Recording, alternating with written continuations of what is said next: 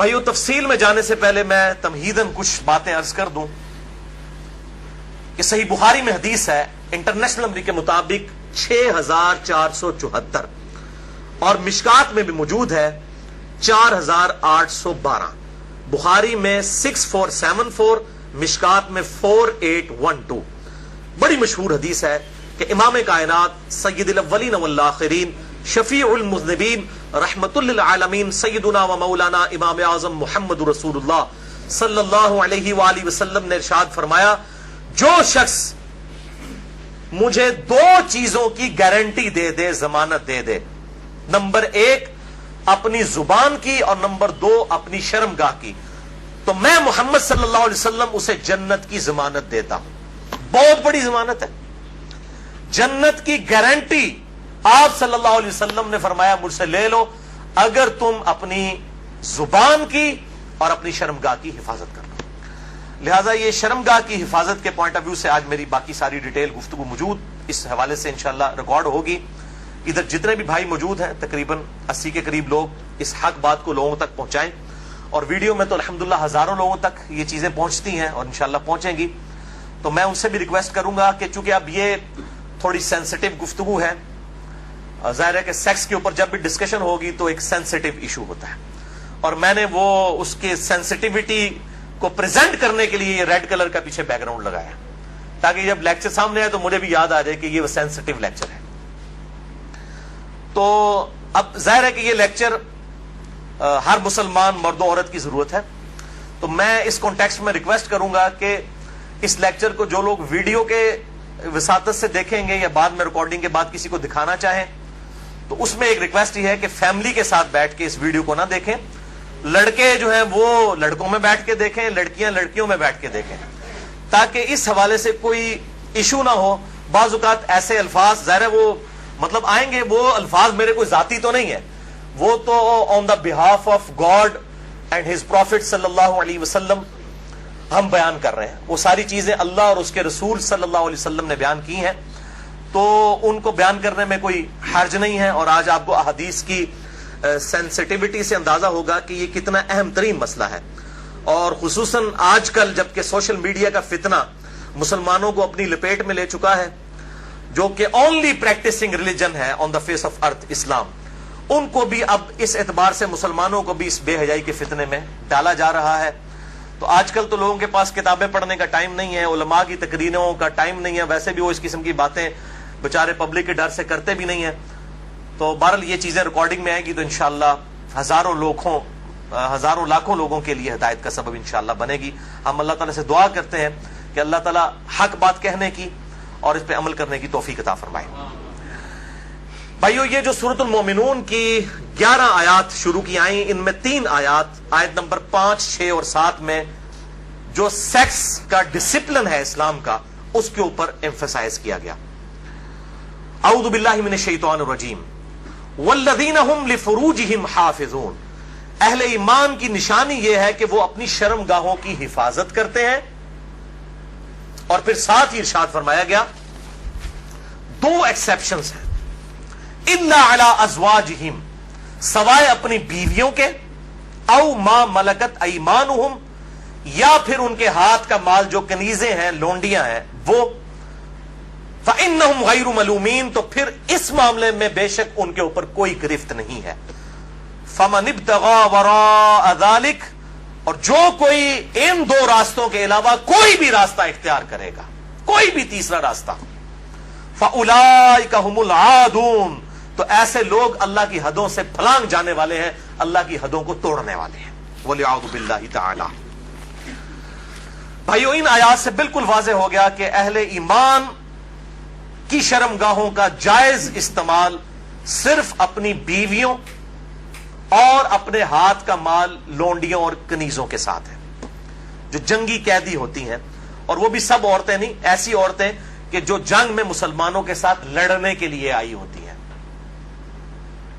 اب یہ ایک ڈیٹیل سے الگ ٹاپک ہے، چونکہ یہ ابسلیٹ ہو چکا ہے اس وقت کافی حد تک یہ معاملہ، اس لیے لونڈیوں کے حوالے سے میں آج ڈسکشن نہیں کروں گا، اس پہ تو علیحدہ سے پھر 1.5-2 گھنٹے چاہیے. بہرحال کسی کو شوق ہو تو اس حوالے سے ایکسکلوسیو کام، امت لیول کا کام ایک شخص نے کیا ہے، اور وہ ہیں مولانا مودودی رحمہ اللہ، المتوفا 1979 عیسوی۔ انہوں نے اپنی ینگ ایج میں، جب ان کی عمر صرف 22 سال تھی، میری الحمدللہ اس وقت 39 سال ہونے والی ہے اور لیونر ایئرز کے اعتبار سے 40 سال ہو چکی ہے،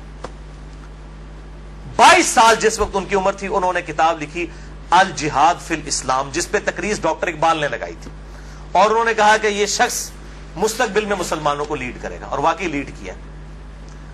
تو الجہاد فی الاسلام میں انہوں نے جو لونڈیوں کا کنسپٹ ہے، اور اس حوالے سے پوری دنیا میں فتنہ ہمیشہ اٹھایا جاتا ہے، آج کل کچھ ویڈیوز بھی آئی ہیں، مجھے بھی کافی لوگوں نے بھیجی، ایک وہ غیر مسلم ہے، اس وقت مرتد ہو چکا ہے، مسلمان تھا 16 سال تک وہ مسلمان رہا، اس کے بعد وہ ارتداد کا شکار ہوا، اور اس نے مسئلہ ہی یہ لونڈیوں والا اٹھایا ہے، حالانکہ وہ بالکل آؤٹ آف کانٹیکسٹ، کچھ چیزیں کچھ اور ہیں، ان کو بگاڑ کے پیش کیا جاتا ہے۔ بہرحال الجہاد فی الاسلام پڑھیں، مولانا مودودی کی کتاب۔ اس حوالے سے جو ایران کے اہل تشیع نے فتنہ اٹھایا ہے نکاح متع کا، یا سعودی عرب کے اہل سنت علماء کی طرف سے، اہل حدیث کی طرف سے، یہ میں سعودیہ کے اہل حدیث کی بات کر رہا ہوں، باقیوں انڈیا پاکستان بنگلہ دیش کے اہل حدیث کی بات نہیں کر رہا،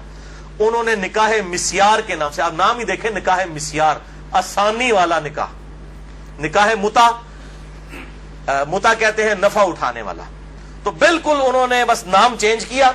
بلکہ اگر مجھ سے پوچھیں تو نکاح مسیار جو ہے وہ نکاح متع سے بھی بدتر ہے۔ نکاح متع کے اندر تو نکاح کرتے وقت طے کیا جاتا ہے کہ میں تم سے 3 دن کے لیے یا 3 مہینے کے لیے نکاح کر رہا ہوں۔ نکاح مسیار میں مفتی اعظم سعودی عرب جو 66 سال تک رہے، ابن باز رحمہ اللہ، اللہ تعالیٰ ان کی غلطیاں معاف کرے کہ جو اتنا بڑا بلنڈر وہ کر کے گئے، انہوں نے یہ فتویٰ دیا کہ جو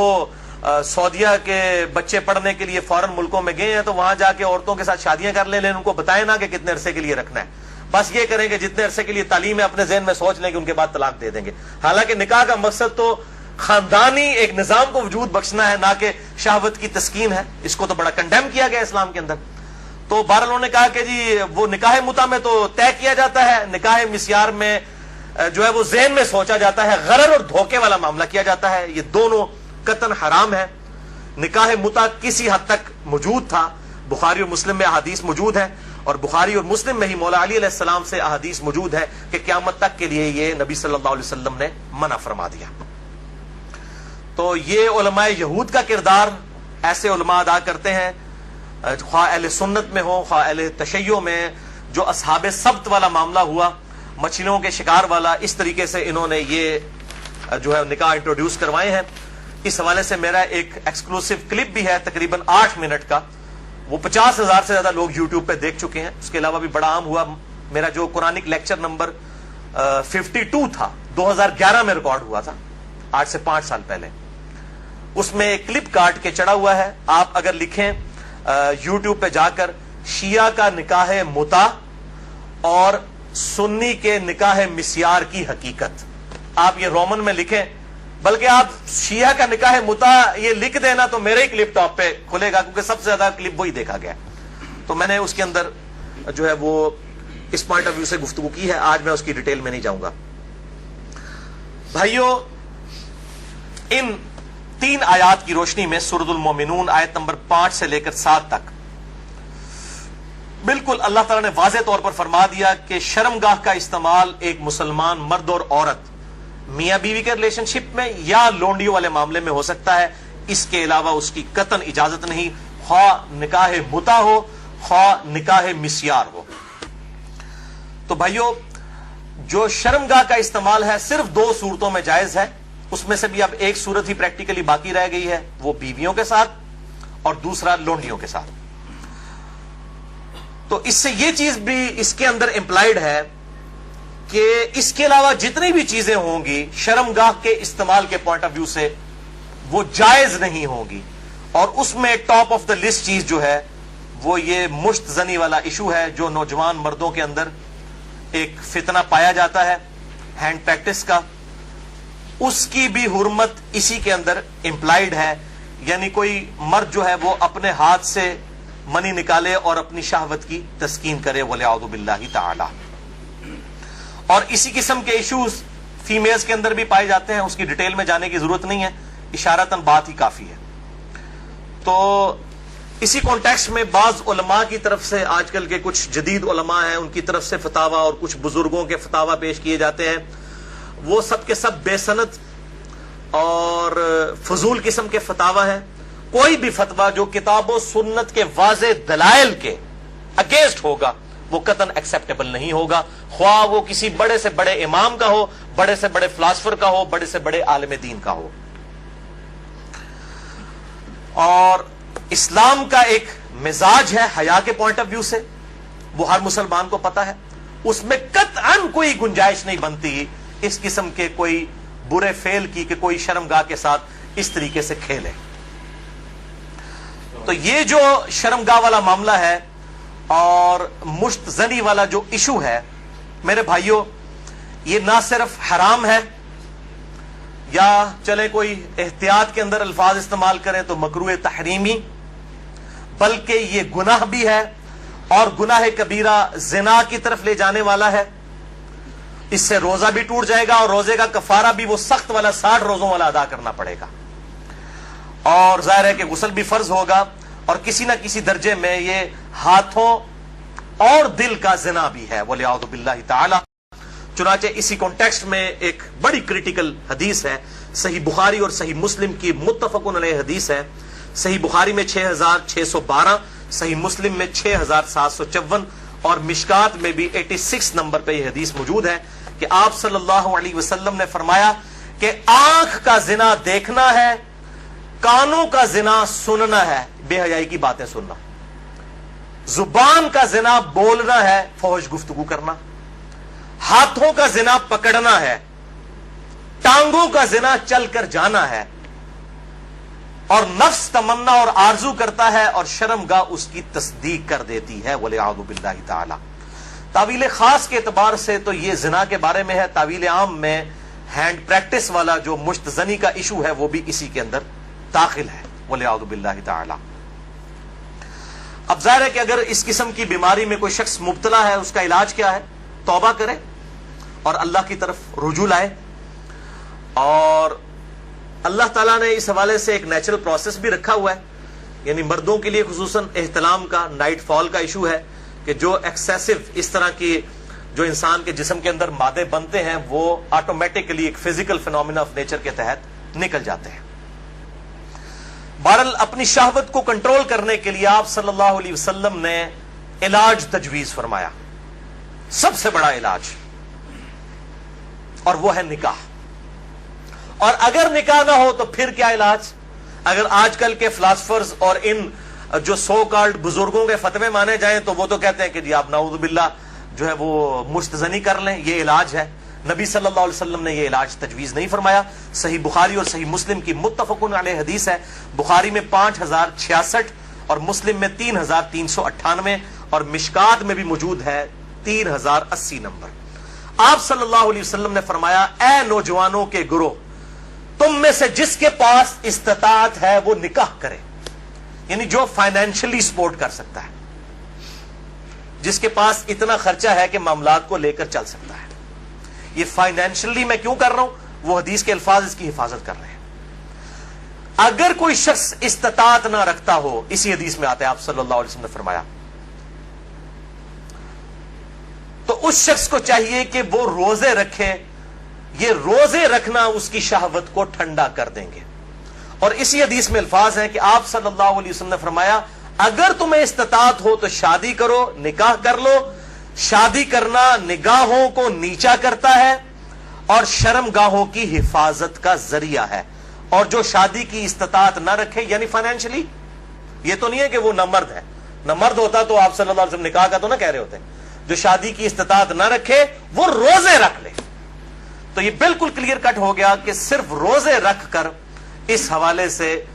شہوت کو کنٹرول کیا جائے گا اور کوئی سورس نہیں ہے۔ اور بھائیو، سوشل میڈیا کے اعتبار سے جو آج کل فتنہ اٹھا ہے، یعنی کمیونیکیشن گیپ ختم ہو چکا ہے فیس بک، یوٹیوب کے ذریعے۔ یعنی پہلے زمانوں کے اندر تو اگر کوئی لڑکی لڑکا آپس میں کسی اعتبار سے رابطہ بھی کرنا چاہتے تھے تو کوئی رابطے موجود نہیں ہوتے تھے، لیکن سوشل میڈیا اتنا بڑا فتنہ ہے کہ کوئی غیر محرم مرد و عورت آپس میں رابطہ کر سکتے ہیں، اور میں اس پہ کہتا ہوں یہ اتنا بڑا فتنہ ہے کہ اس فتنے سے صحابہ کرام علیہم رضوان کو بھی نہیں گزرنا پڑا. ان پر قتال کی شکل کا فتنہ آیا. یہ فتنہ پنجابی والا نہیں ہے, یہ عربی والا ہے, آزمائش. لیکن بے حیائی کا جو طوفان بدتمیزی ہے, بلکہ صحیح سونامی جو ہے, اس کا عشر عشیر بھی صحابہ کے دور میں نہیں تھا. کیا اس دور کے اندر صحابہ باہر نکلتے ہوں گے تو 20 فٹ بائی 50 فٹ کی موبائل کمپنیوں کے اشتہارات لگے ہوتے تھے بے پردہ عورتوں کے؟ اور یہ سوشل میڈیا اور ٹی وی, اس کے جہاں پہ پازیٹیو یوز ہے, یہ نیگیٹو یوز والا جو معاملہ اس زمانے میں تو نہیں تھا. تو اس اعتبار سے غض بصر بہت ضروری ہے, نگاہوں کی حفاظت کرنا.